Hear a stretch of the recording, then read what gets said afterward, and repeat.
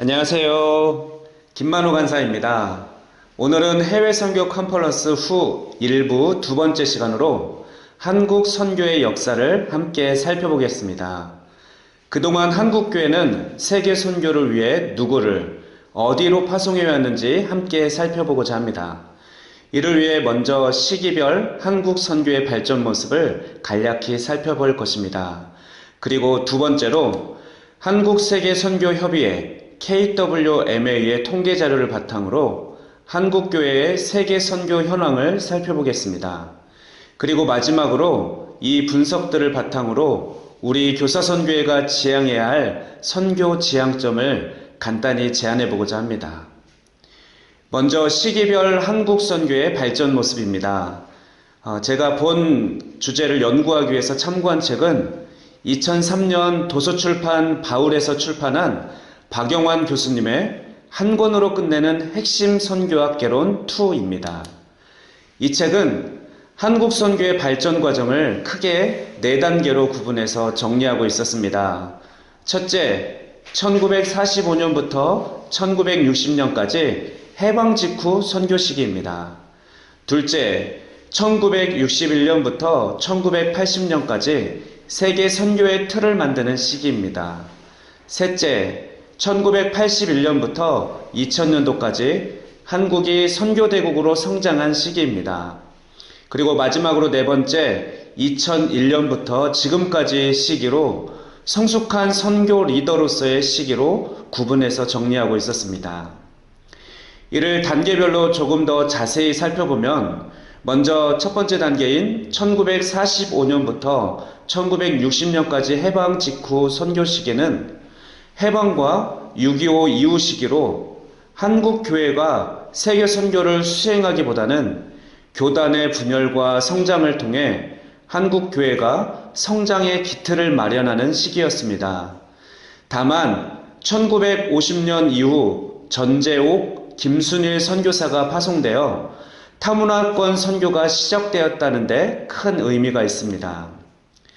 두 번째, 1961년부터 1980년까지는 세계 선교의 틀을 만든 시기입니다.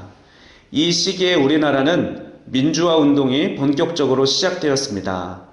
한국 교회는 유신 정권과 투쟁하면서 산업 선교와 빈민 선교라는 새로운 전략을 수립하게 됩니다. 1970년대 선교는 해외 이주민들을 중심으로 한인 선교가 시작되었고 각 교단에서는 해외 선교위원회 등 선교기구들을 조직하기 시작했습니다. 또한 조이, IVF, CCC 등 대학생 선교단체의 활동이 시작되기도 했습니다. 1980년대 초에는 한국의 경제 성장과 맞물려 세계 선교가 급성장하게 되었습니다. 각 교단을 중심으로 해외 선교가 활발히 이루어졌고 우리나라의 선교 지역이 상당히 넓어지게 되었습니다. 세 번째, 1981년부터 2000년도까지는 한국이 선교 대국으로 성장한 시기입니다. 1988년 남북 화해와 교류를 통해 평화 통일 문제가 새로운 전환점을 맞이하게 되자 한국교회는 민족의 통일과 평화에 대한 한국 기독교회 선언을 통해서 본격적으로 북한 선교가 시작됩니다. 또한 같은 해 1988년 제1회 선교 한국이 시작되면서 청년 대학생들의 선교 동원이 또한 활발해졌습니다. 이 시기는 한국 교회의 성장과 함께 우리나라의 무역수지 흑자, 해외여행 및 해외 송금 자유화로 말미암아 세계 선교가 양적으로 급성장한 시기입니다. 90년대에 들어서 교회 개척 사역에서 전문인 사역으로 사역 방향이 조금씩 전환됩니다. 단기 선교가 활성화되었고 미전도 종족 입양 운동이 부각되었습니다.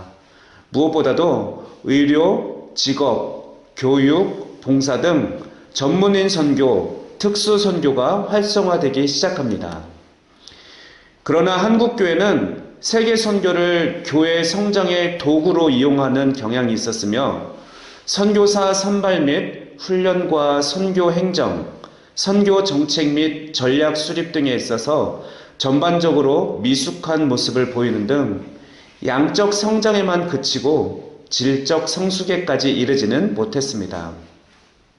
마지막 네 번째 2001년부터 지금까지는 성숙한 선교 리더로서의 시기입니다. 한국 교회는 2019년 말 기준으로 171개국에 28,039명의 선교사를 파송함으로써 세계 선교의 양적 급성장을 이루었습니다. 그러나 아프간 사태로 인해 많은 비난을 받게 되었습니다. 따라서 한국 교회는 선교 현장의 문화예와 전통에 관해 연구하고 선교사 위기 관리와 위기 대처 능력을 마련하는 등 타문화 선교 정책과 선교 신학 정립이 시급하게 되었습니다. 이제 양적 성장과 함께 질적 성장을 통해 성숙한 세계 선교를 감당해야 할 때입니다. 이제 한국 세계 선교 협의회 통계 자료를 바탕으로 한국 교회의 세계 선교 현황을 살펴보겠습니다. 한국 교회가 파송한 선교사는 2019년 12월 기준으로 171개국 28,039명입니다. 화면의 자료를 보면 한국 교회의 선교사 파송은 1979년부터 꾸준히 증가하다가 2000년에 급격히 감소하였습니다. 그러나 2005년 다시 급증하기 시작했다가 2014년부터 다시 서서히 감소하고 있는 추세입니다. 또한 주목할 만한 것은 개교회나 선교단체의 선교사 수는 서서히 감소하는 반면 교단 소속 선교사 수는 꾸준히 증가했다는 것입니다. 2016년 선교사 증가수가 가장 적을 시기에도 대부분의 교단 선교부는 선교사를 계속해서 파송했다고 합니다.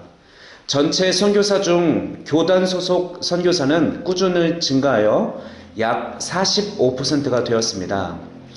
2008년 교단 선교부 소속 선교사가 40%였고 개교회 및 선교단체 소속 선교사가 60%였던 것과 비교하면 교단 선교부 선교사는 5% 증가하였고 반면 개교회 파송 선교사나 선교단체 소속 선교사는 다소 감소한 것입니다.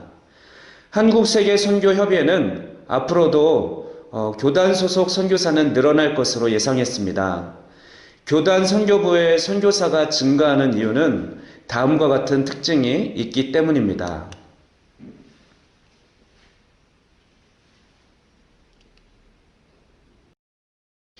그럼 이제 선교사 주요 파송국가 현황을 살펴보겠습니다.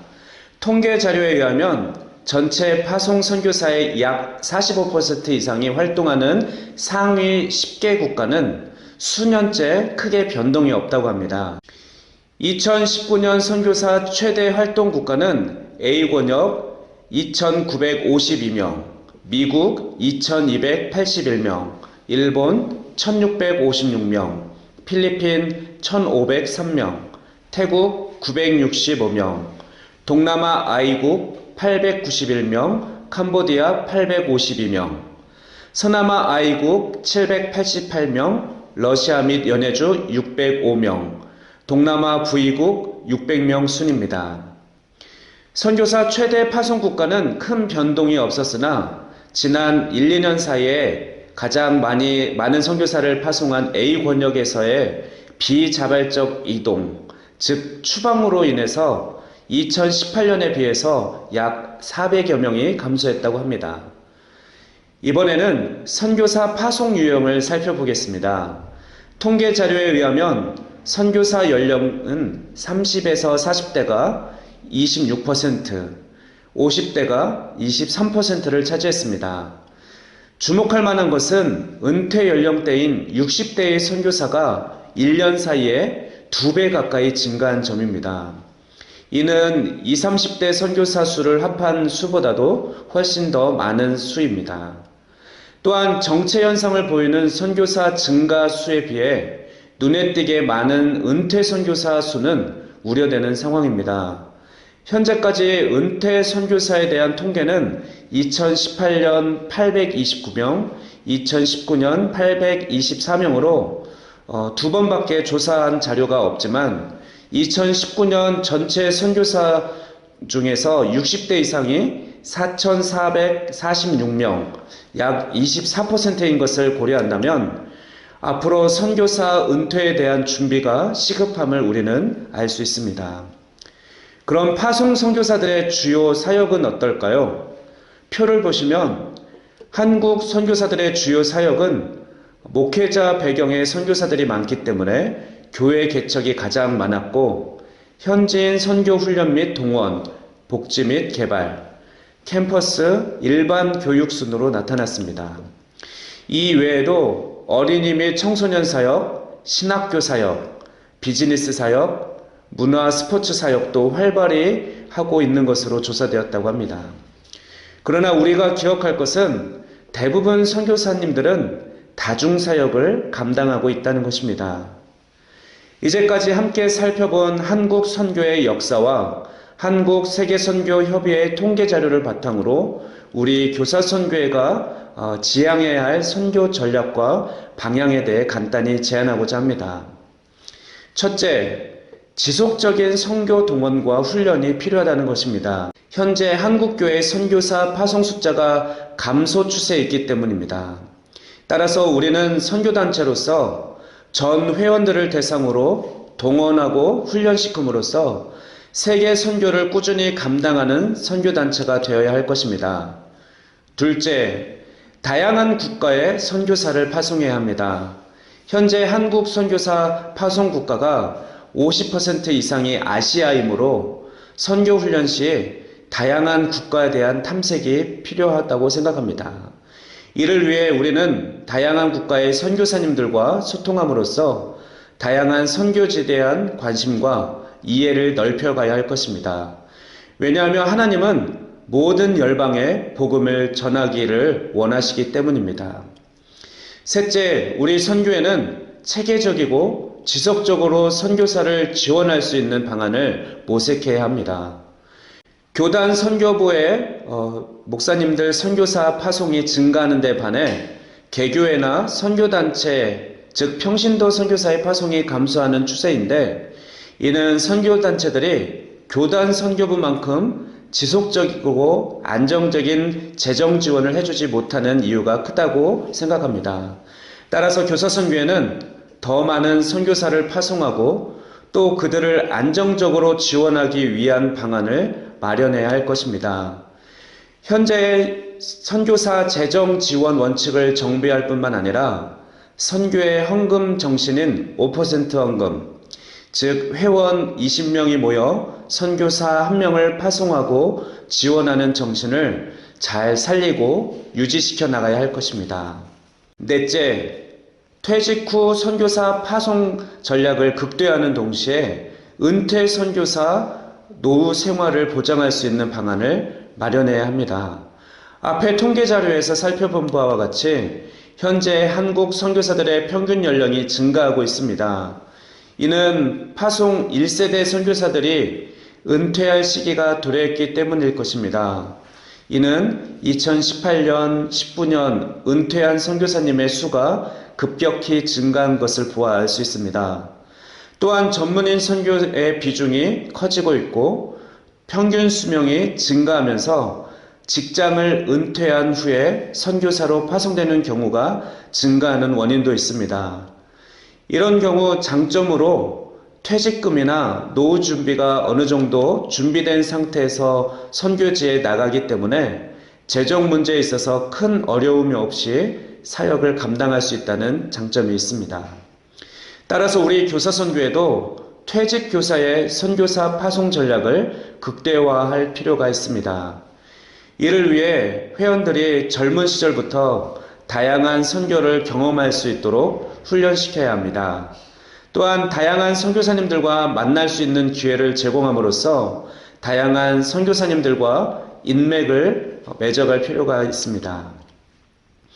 그리고 무엇보다 젊어서부터 언어 준비, 그리고 현지 탐색 훈련을 하는 등 목표한 퇴직 나이까지 지속적으로 선교 준비를 해나갈 수 있도록 지속적으로 관심과 격려를 가져야 할 것입니다.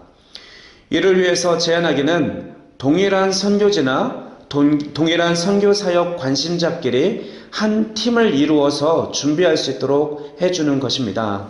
이렇게 할 때 그들이 지속적이며 체계적으로 잘 준비해 나갈 수 있을 것입니다. 또한 교사선교에도 은퇴 선교사님들에 대한 지원 체계와 활용 방안을 마련해야 할 것입니다. 선교사님들의 연금 문제, 의료 문제, 주거 문제를 어떻게 지원할 수 있을지 해당 선교사님들과 함께 고민하고 미리 준비할 수 있도록 적극적으로 도와야 합니다. 그럴 때 그들이 안정적으로 현재 선교사역에 집중할 수 있게 될 것입니다. 또한 동시에 그들의 훌륭한 선교 경험을 은퇴 후에도 지속적으로 선교에 기여할 수 있도록 방안을 마련해야 할 것입니다. 선교 본부에서 후배 선교사들을 양성하고 또한 배치하고 지원하는 선교 코디네이터나 선교 코치로 활동할 수 있다면 훌륭한 선교 지원이 될 것입니다. 마지막으로 선교 훈련 내용을 다양화하고 다양한 영역의 선교사들과 협력 체계를 구축해 나갈 필요가 있습니다. 대부분의 선교사님들은 현지인 목회와 함께 제자 훈련 및 복지, 개발과 교육 등 다양한 사역을 복합적으로 감당하고 있습니다. 따라서 우리 교사선교의 선교사 훈련은 다양한 사역을 경험하고 준비해 나갈 수 있도록 훈련 프로그램을 다양하게 마련해야 할 것입니다. 그러나 선교사 한 사람이 모든 사역을 다 잘할 수는 없으므로 다른 영역의 전문인 선교사들과 함께 협력할 수 있는 체제를 구축해 나가야 할 것입니다.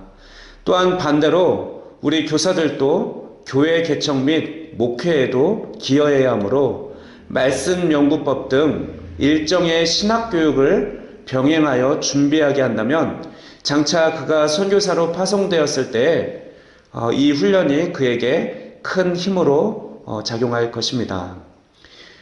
네, 이상으로 한국 교회의 세계 선교 역사와 세계 선교 현황에 대한 강의를 마치겠습니다. 감사합니다.